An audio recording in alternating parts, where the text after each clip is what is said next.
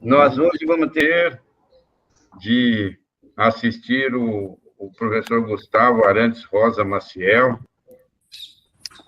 que vai nos falar sobre insuficiência ovariana prematura, falência ovariana precoce. Gustavo, mais uma vez nós agradecemos, viu? Muito obrigado, professor. E eu por sua disponibilidade de estar aqui hoje com a gente, viu? Muito obrigado, professor. A palavra é sua. Muito obrigado. Eu vou só pedir para a Gi. Ô, Gi, eu acho que eu vou tentar projetar aqui o meu, tá? Pode ser? Perfeito, pode projetar. Então, vamos lá. Aí você só me avisa se tá... Tá sim, perfeito, estamos vendo. Estão vendo? Sim. Então tá ótimo. Então, bom dia a todos. Sempre uma alegria encontrar os amigos, principalmente nessa época de ansiedade de todo mundo, né? E além do mais, agora que a gente começa a ver os casos cada vez mais próximos da gente, então realmente vê-los, mesmo que online, mas vê-los bem é uma alegria. E o professor havia me pedido para falar alguma coisa de atualidade, e eu propus para falar desse assunto, que eu acho que tem algumas coisas bastante interessantes e atuais que vale a pena a gente rever, né? Que é exatamente a respeito de insuficiência ovariana prematura. Então, a gente vai comentar um pouquinho a respeito de definição, uma série de mudanças foram feitas nos últimos anos, algumas coisas a respeito de fisiopatologia, algumas dicas práticas do diagnóstico, além disso, algumas também novidades em termos de prognóstico e tratamento, tanto atuais quanto em termos de o que tem aí pela frente, né? Então, o primeiro conceito interessante é lembrar que a insuficiência ovariana, ela é uma síndrome bastante complexa e heterogênea, definida como a perda da atividade ovariana antes dos 40 anos de idade. Então, isso todos nós sabemos, mas em 2016 foi feito um grande esforço científico no sentido de se tentar normatizar um pouco os conceitos e os parâmetros, né? Então, clinicamente, ela é caracterizada por distúrbio menstrual, normalmente uma oligomenorreia seguido de uma menorreia, com gonadotrofinas elevadas e estradiol baixo, antes dos 40 anos de idade. E, além disso, a gente sabe que essa condição tem também um problema de longo prazo, além da questão humana e reprodutiva. Hoje tem-se muito claro que essas mulheres, quando não tratadas de maneira adequada, elas apresentam maiores taxas de mortalidade por doença cardiovascular, sem a menor sombra de dúvidas, maiores taxas de fertilidade, osteoporose, e hoje em dia também, cada vez mais, tem se feito vários trabalhos mostrando que a função cognitiva dessas mulheres, quando não tratadas adequadamente, sofre prejuízos aí ao longo prazo.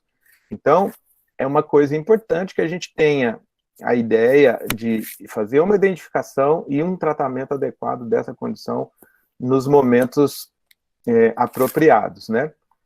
Então, aqui tem alguns conceitos interessantes que eu acho que vale a pena a gente conversar. Primeiramente, existe uma briga aí entre endocrinologistas e ginecologistas e o pessoal que trabalha com saúde da mulher, entre esses termos aí de insuficiência ovariana primária ou insuficiência ovariana prematura, né? Os endocrinologistas defendem que o termo insuficiência ovariana primária seria um defeito primariamente do ovário. Independentemente se isso for secundário, por exemplo, a uma remoção cirúrgica, eles consideram isso como uma insuficiência ovariana primária, ou pelo menos consideravam, né? Então, nesse consenso de 2016, passou-se a adotar preferencialmente esse termo de insuficiência ovariana prematura, e aí boa parte dos endocrinologistas foram convencidos que esse talvez seja de fato o melhor nome, né? Então, alguns ainda falam primária, mas conforme o próprio guideline ele explicita isso, o ideal é utilizar o termo insuficiência ovariana prematura. Aqui tem uma outra novidade interessante, que nesse consenso, diferentemente do que a gente usava na clínica no dia a dia, ele engloba todas as digenesias gonadais, ele engloba, por exemplo, síndrome de Turner, digenesia gonadal pura, e os quadros de amenorreia primária. Eu, particularmente, não concordo muito com essa classificação, porque eu acho que as digenesias gonadais, o síndrome de Turner, com os quadros de infantilismo genital, deveriam ser classificados em outra categoria, não como insuficiência ovariana prematura. Mas o consenso, ele orienta que todas as digenesias gonadais, eles fiquem sob esse guarda-chuva, né? Além disso, existem várias causas genéticas, iatrogênicas, ambientais, infecciosas, mas antes de mais nada, lembrar que a grande maioria dos casos ainda considera-se como uma causa idiopática. Eu acho que a IOP, basicamente, ela mostra o tamanho da nossa ignorância, mas eu acho que tem uma coisa bastante prática, na medida em que as técnicas de avaliação genômica vão melhorando, o número e a taxa de casos com insuficiência ovariana idiopática, ou então espontânea, como eles dizem, elas vão caindo, né? Então, hoje em dia, nós vamos até mostrar agora, daqui a pouco, a questão da genética, cada vez mais tem se descoberto novos genes relacionados às causas dessa condição. Qual é a diferença, então, que o professor tinha comentado, entre falência ovariana prematura, menopausa precoce? Então, vários autores têm mostrado que menopausa, o termo menopausa, ele tem sido abandonado cada vez mais, porque, na verdade, menopausa é um fenômeno fisiológico, né? E ele é um fenômeno fisiológico relacionado à depressão folicular, que está intimamente ligado à questão da idade. Então, a utilização do termo menopausa, ele tem sido visto como inadequado, porque, na verdade, a insuficiência ovariana prematura, ela não é fisiológica, é antes dos 40 anos, e não está relacionado especificamente com a idade, né? Além disso, a questão da falência ovariana prematura, esse termo também, principalmente, ele tem sido abandonado por conta do estigma, né? Que a ideia de falência significa que uma coisa faliu, ou seja, não tem mais volta. Então, hoje a gente sabe que boa parte dessas pacientes, elas eventualmente têm alguns períodos de variação hormonal, e parte delas tem o que a gente chama de insuficiência ovariana intermitente, né? Parte do tempo elas ficam em insuficiência ovariana, depois volta à função ovariana. Então, a partir desses conceitos que se forjou essa nova nomenclatura, né? Ela é uma condição que atinge 1% da população geral. Se você fizer uma estratificação, dependendo dos casos, por exemplo, dos casos das pacientes, por exemplo, quadros de amenorreia, infertilidade, essa porcentagem aumenta.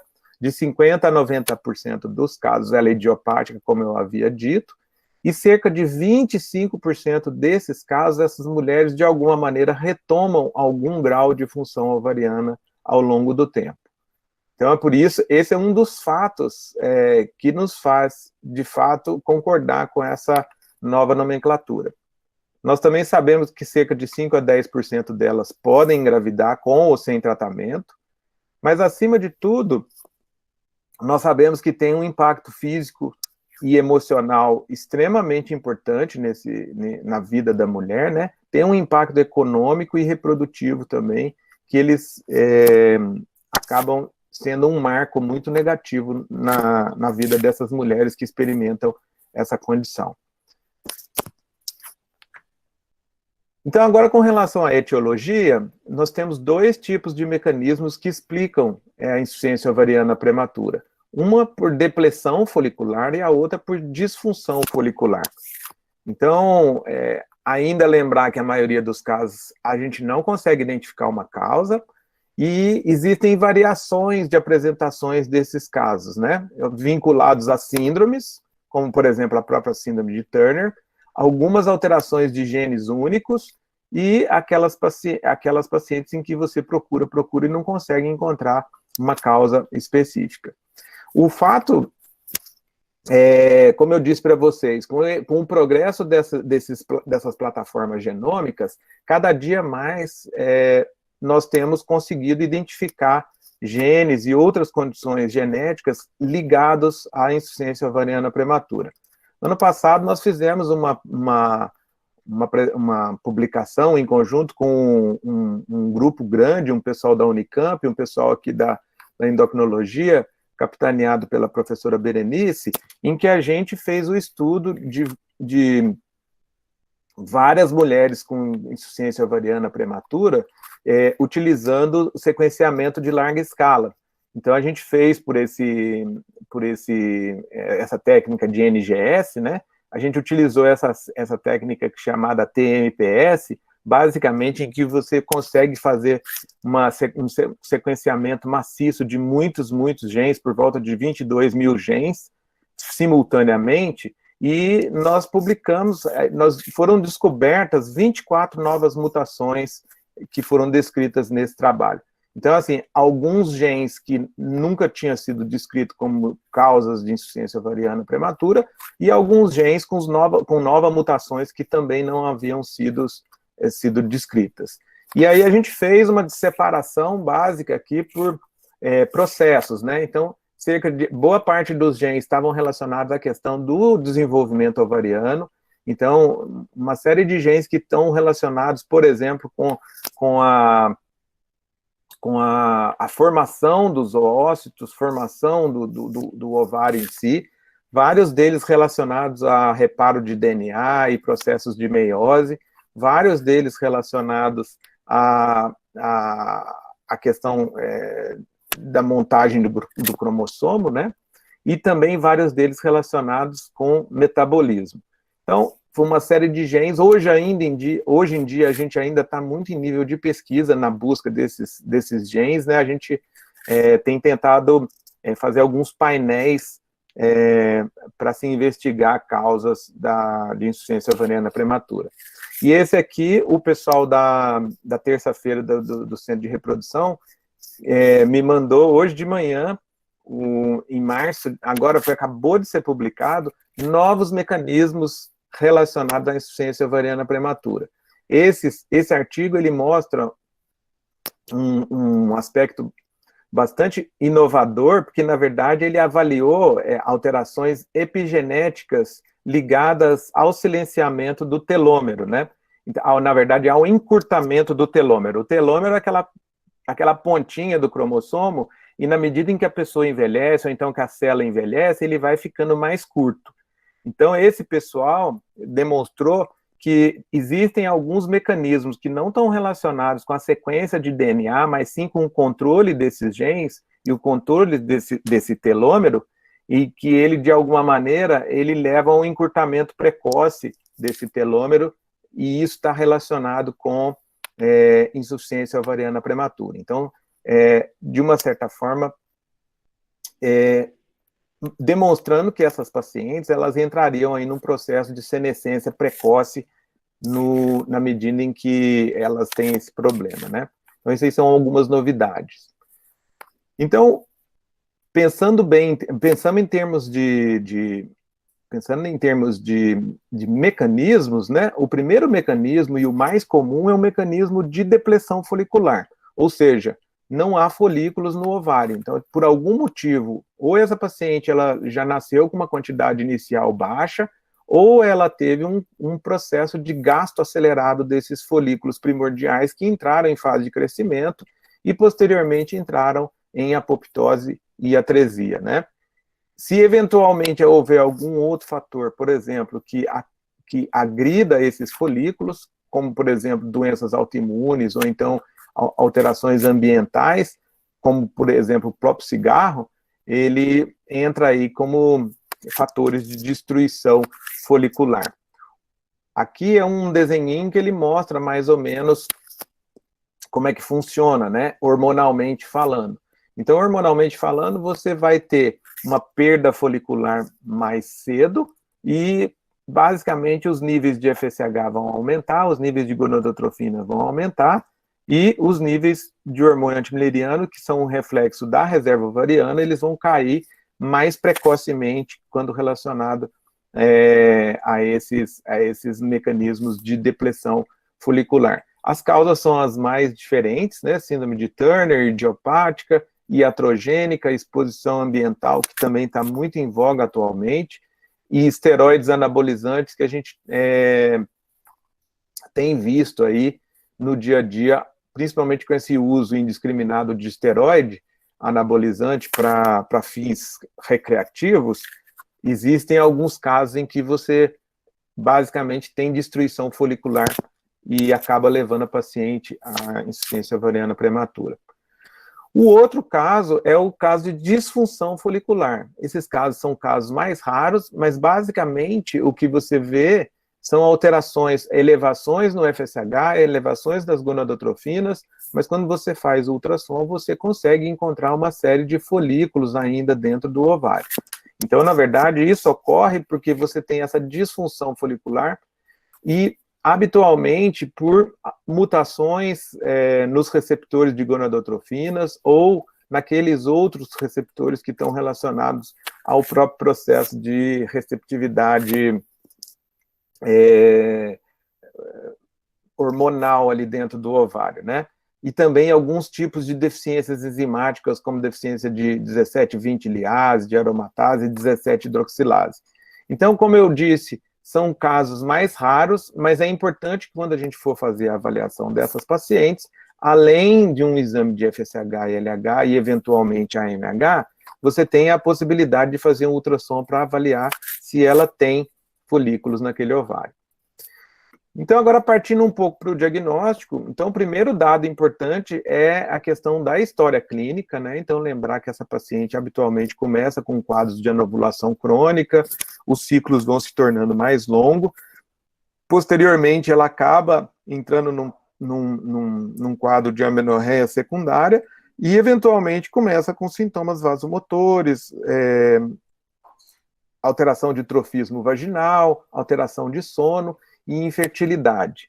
O exame físico, habitualmente, é um exame relativamente pobre, então o que você vê, basicamente, é um hipoestrogenismo, né? Mas lembrar de buscar alguns dados interessantes, né? Então, por exemplo, questão de estresse maior, questão de uso de medicação ou de cirurgia, radioterapia, quimioterapia, e lembrar também a idade da menopausa da mãe. Lembrar que cerca de 10 a 15% dos casos de insuficiência ovariana prematura tem um quadro muito típico de herança materna, e lembrar também de perguntar uma história importante, a história de déficit cognitivo mental, principalmente em meninos na família, né? Então, aqui tem algumas coisas que a gente precisa lembrar. Primeiro, lembrar de falar da idade da menopausa da mãe, lembrar de perguntar se existe algum quadro de déficit cognitivo na família, de sobrinhos, primos, etc., porque isso a gente vai ver que a síndrome do X frágil, ela acaba, na mulher, se manifestando como uma insuficiência ovariana prematura, dependendo do grau e o tipo de mutação, e também de doenças autoimunes. Então, como tem alguns alunos e residentes, eu achei que valeria a pena a gente chamar a atenção para isso aqui. Então, seguindo um pouco mais, com relação a esse último consenso, os critérios diagnósticos para síndrome, para insuficiência ovariana prematura, eles foram modificados. Então, basicamente, hoje em dia, se utiliza esses 3 grandes marcos. Primeiro, a paciente tem que ter um quadro de irregularidade menstrual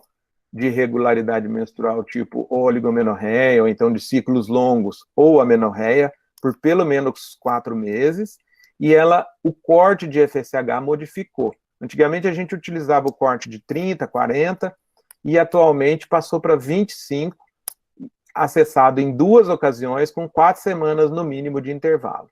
Então, aquela paciente que já tem alguma alteração menstrual e que tem 2 exames de FSH acima de 25, no intervalo de 4 semanas, ela vai ser classificada como tendo insuficiência ovariana prematura. Então, basicamente, essas modificações eles fizeram baseados em alguns efeitos reprodutivos e também em efeitos de longo prazo naquelas pacientes que tinham elevações precoces de FSH antes dos 40 anos, né? Então, lembrar que isso aqui são os marcos laboratoriais e o marco de idade de 40 anos, como eu havia dito. Além disso, obviamente, a gente tem que fazer uma propedêutica complementar, tem que excluir a possibilidade dessa mulher fortuitamente ter engravidado, e a gente não percebeu, né?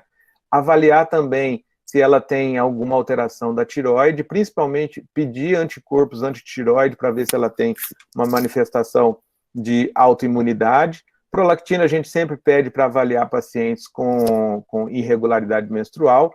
Cortisol para avaliar, pelo menos em parte, uma questão da suprarrenal, e outras coisas como hiperandrogenismo, para ver se eventualmente ela tem SOP, ou então algum outro quadro de hiperandrogenismo que pode levar a um quadro de anovulação, e o hormônio antimileriano também é bastante útil nesses casos.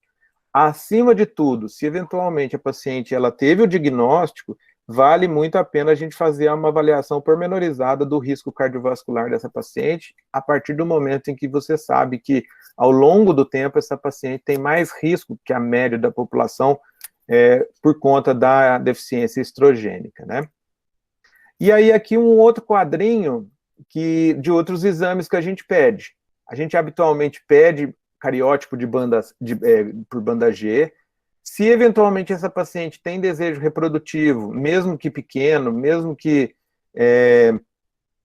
não seja um desejo reprodutivo imediato, né, é uma paciente, obviamente, de risco reprodutivo muito grande, a gente pede a pesquisa do X frágil, e a densitometria óssea a gente sempre pede para a gente avaliar como está a massa óssea dessa paciente, se ela foi capaz de ter uma boa formação óssea, uma vez que essa é uma das preocupações nossas em termos de tratamento de longo prazo. Ultrassonografia, como eu disse para vocês, anticorpos antitireoide, uma pesquisa genética. Atualmente, se existem muitos casos de insuficiência ovariana prematura, a gente costuma, principalmente nessas síndromes familiares, a gente costuma pedir ajuda de um geneticista para tentar identificar algum fator de risco ou alguma doença específica. Aqui tem algumas dicas práticas com relação à questão do cariótipo. A gente pede cariótipo para todas as pacientes que têm insuficiência ovariana prematura por conta dos mosaicos, né?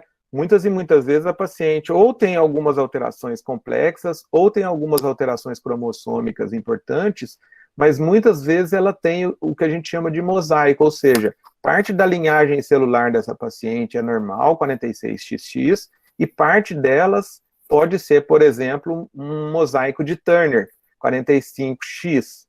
Então, é importante a gente fazer a avaliação do cariótipo, uma vez que se essas pacientes têm material de Y circulante, elas têm risco aumentado para ter transformação maligna ou então câncer originado nas gônadas, né? E como é que a gente pede? É importante a gente pedir cariótipo por banda G, cariótipo em sangue periférico por banda G, porque existe uma série de tipos de cariótipos que são feitos, principalmente pelo pessoal da hematologia, né? Então, nós, como ginecologistas, também para a gente nem fazer feio, né? Falar, solicito cariótipo.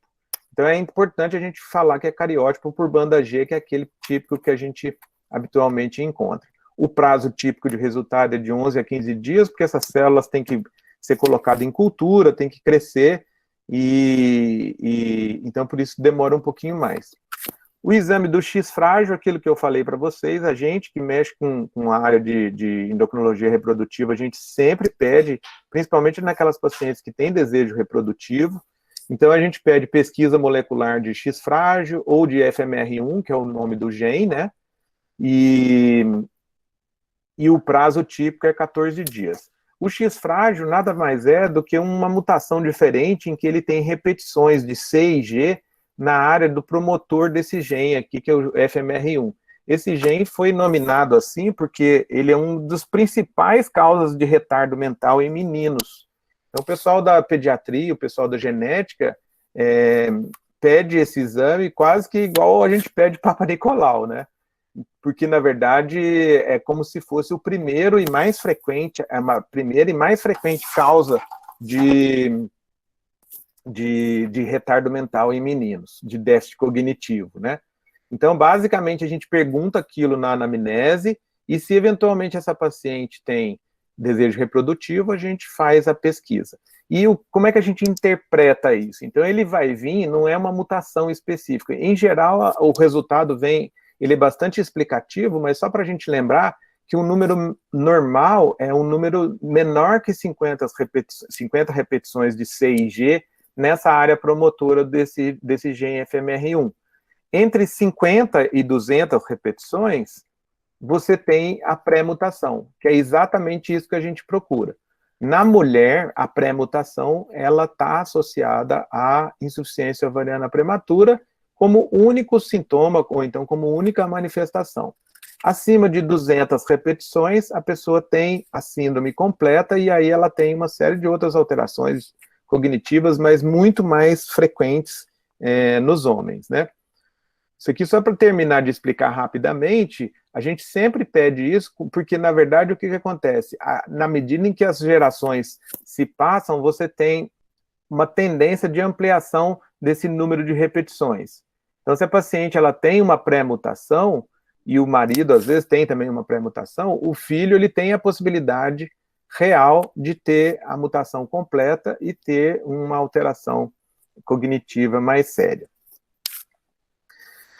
Então, agora passando um pouquinho, uma vez que a gente acabou de ver a questão da propedêutica, né, um outro dado que é bastante interessante também é com relação à questão da mudança do nome em função da característica. Será que a IOP realmente é um quadro de falência, ou seja, será que é um quadro é uma condição definitiva?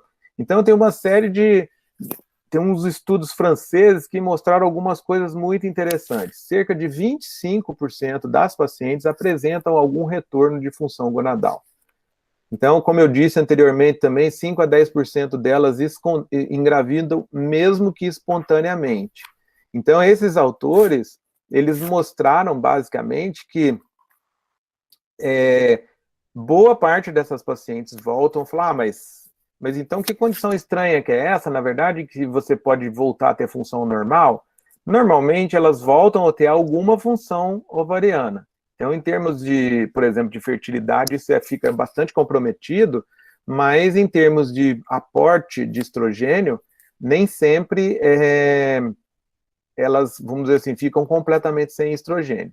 Mas o que é mais importante, isso aqui é para a gente também bem prático, para a gente utilizar com as pacientes. Existe algum preditor de que essa paciente vai ter algum tipo de retorno às funções reprodutivas? Então, esse grupo mostrou algumas coisas bem interessantes. Primeiro, idade. Quanto mais precoce essa paciente entrar em insuficiência ovariana prematura, piora o prognóstico. Então, ou seja, paciente que entra em insuficiência ovariana prematura antes dos 20 anos, a chance dela ter algum retorno à função gonadal é muito, muito pequena. Outra coisa com relação ao FSH. FSH muito elevado, acima de 70, é um mau prognóstico também. E a terceira coisa é relacionada à menopausa materna. Como eu tinha dito, é um dado muito importante. Então, se a mãe tem uma menopausa mais cedo, mais precoce, essa paciente também tem um prognóstico pior. E, por último, o ultrassom ele é importante porque a presença de folículos ao ultrassom no momento do diagnóstico, ele, de alguma maneira, ele é um dado positivo na medida em que você vai tentar traçar um prognóstico de retorno a alguma função gonadal para essa paciente. Então, lembrar que isso é uma coisa importante para nós clínicos, por quê? Porque a paciente ela fica muito desesperada, né? Você imagina uma paciente com 26 anos de idade com um diagnóstico de insuficiência ovariana prematura, e você vai dizer para ela, olha, não é uma condição definitiva, e eu, particularmente, habitualmente, eu mostro para a paciente algumas coisas disso, né? A idade, o FSH, para conversar um pouco, para ela se situar um pouco em termos de perspectivas, aí, em termos de retorno. Então, feito esse diagnóstico, feito essas considerações a respeito do diagnóstico, a gente vai falar um pouquinho a respeito do tratamento. Quais são os objetivos da TH nessas pacientes? Primeiramente, tratar o hipoestrogenismo, né, que obviamente vai influenciar aí na vida sexual e na qualidade de vida da paciente, preservar a massa óssea. Então, é importante que se essa paciente tem uma insuficiência ovariana prematura em idade muito precoce, a gente vai ser responsável por construir a massa óssea dela, né? Preservar o trofismo uterino, caso ela tenha alguma pretensão reprodutiva, e também reduzir o risco cardiovascular no longo tempo. Então, esses são os 4 objetivos principais do tratamento. E, habitualmente, para fazer isso, as sociedades, elas recomendam que o tratamento de primeira linha, de primeira escolha, seria um estrogênio transdérmico, um estrogênio parenteral, né? Mas, basicamente, o transdérmico, seja ele por adesivo ou gel. Hoje em dia nós estamos tendo um problema sério aí com a questão dos adesivos, que estão em falta no mercado, né? Associado a um progestagênio cíclico. Tradicionalmente a gente usava a medroxiprogesterona, que hoje também está tendo dificuldades para a gente encontrar no mercado. As opções são de hidrogesterona e a progesterona micronizada, nesse padrão cíclico que habitualmente a gente utiliza. Quais são as vantagens desse esquema? Menor risco de trombose. Entre os transdérmicos, o gel, ele é um preço relativamente acessível, mas a desvantagem é que a gente não consegue usar no SUS, né? Então, isso aqui eu fiz, é o nosso protocolinho lá do ambulatório, que teve a ajuda aí da doutora Marina e de toda a equipe, doutora Silvia, e toda a equipe aí da ginecoendócrina. E a da doutora Vanessa, que ela ajudou isso aqui também, a fazer esse protocolo. A segunda escolha, aí a gente utiliza um estrogênio por via oral, seja ele um estrogênio conjugado, que a gente tem usado cada vez menos, ou o valerato estradiol 2 miligramas, né, que é um estrogênio natural, e também um progestagênio cíclico. Então, essa que é a ideia, né? E a terceira escolha, esse aqui a gente utiliza muito aqui no HC, que é o valerato estradiol e o levonorgestrel. O valerato estradiol 2 miligramas e o levonorgestrel é o único, até onde eu sei, é o único produto que tem é o cicloprimogina. Cicloprimogina, ele é bastante interessante, porque tem uma comodidade posológica, a paciente toma 21 dias para 7, mas o grande problema é que essa paciente fica 7 dias sem estrogênio, né? Então, mas é uma coisa que a gente utiliza bastante no ambulatório por conta do preço. Então, assim, ela é bem barato, custa aí uns 7, 8 reais, e a paciente consegue comprar. Então, primeira escolha, o gel. Segunda escolha, por via oral. Terceira escolha, esse valerato estradiol, com essa pausa, né?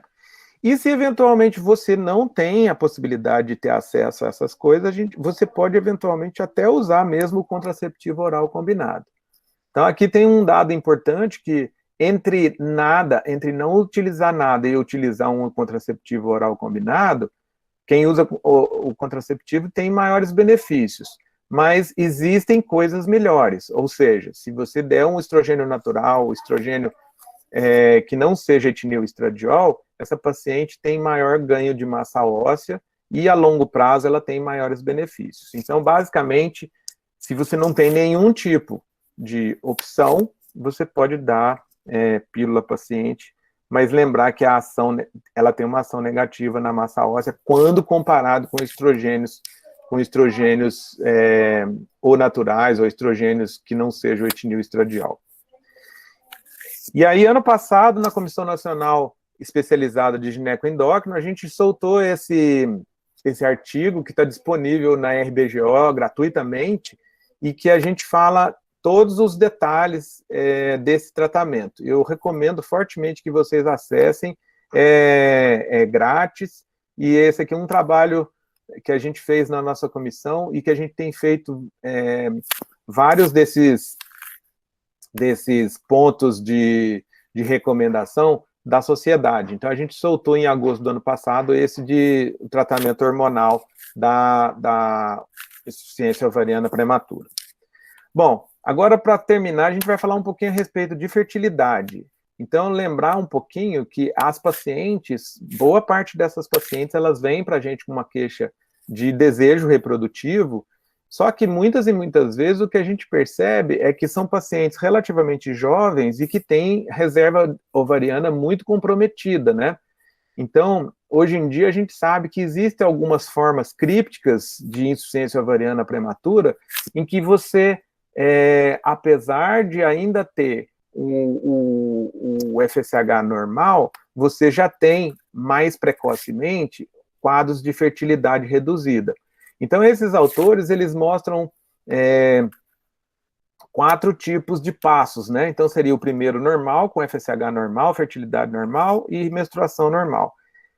E aí, eles nominam a insuficiência ovariana oculta como aquela em que você, dentro de uma faixa relativamente jovem, você tem uma fertilidade reduzida sem causa aparente. Então, o FSH ainda é normal, mas a fertilidade da paciente não consegue engravidar, normalmente aqueles quadros de infertilidade sem causa aparente, e a menstruação ainda é regular. Depois o FSH começa a se elevar, e a fertilidade já está reduzida, mas a menstruação eventualmente ainda está regular. E depois, a insuficiência ovariana prematura manifesta quando o FSH acima de 25, obviamente a fertilidade está reduzida e você começa a ter algumas alterações menstruais aí mais claras. Então, lembrar que a menstruação, embora ela seja bastante importante, nessas pacientes que têm algum tipo de dificuldade gestacional, então de engravidar, é importante a gente avaliar isso aqui para a gente ver se essa paciente não está com um quadro de perda de função ovulatória. Lembrar também que existe um declínio com a idade, que ele é muito claro, né? Mas essas pacientes, elas têm a curva um pouquinho mais desviada para a esquerda, né? E aqui o último, algumas coisas que a gente vê no dia a dia, quer dizer, isso tem um impacto emocional incrível para as pacientes elas ficam desesperadas, e a gente sabe que o tratamento mais eficaz para a infertilidade na insuficiência ovariana prematura é a ovodoação. No entanto, essa não é a primeira opção da paciente. Então, existem vários e vários casos que as pacientes chegam, às vezes, com o FSH super elevado, já chegam, parte delas, até mesmo com um quadro de amenorreia, mas mesmo assim elas falam, doutor, eu gostaria de tentar pelo menos uma vez para ver se é possível eu engravidar com o meu próprio óvulo, né? Então, a gente sabe, só para vocês terem uma ideia, a taxa de nascido vivo em IOP, ela varia aí entre 1% e 10% por ciclo, né? Com ovodoação, ela vai para 50% a 70%. Obviamente, a gente sabe das dificuldades relacionadas à questão da ovodoação, mas é importante a gente conversar, porque várias tentativas a gente faz no dia a dia para tentar ver se minimiza essa questão, né? Aqui são algumas das coisas que habitualmente são tentadas, né? Fazer o que a gente chama de prime com androgênio ou com estrogênio, uso de GH, eventualmente fazer indução de ovulação, bloqueio do eixo, usa alguma coisa para tentar diminuir o FSH, mas o fato é que essas pacientes que chegam com FSH muito elevado, mesmo que jovens, a chance delas engravidarem é relativamente pequena, a não ser que você parta para essa questão da ovodoação. Então, isso é uma coisa que é um drama que a gente acaba vivendo no dia a dia, porque elas ficam desesperadas, de fato, e elas querem tentar alguma coisa, né? Mas os resultados a gente tem que avisar precocemente que a tendência é que eles sejam bastante precários, diríamos assim.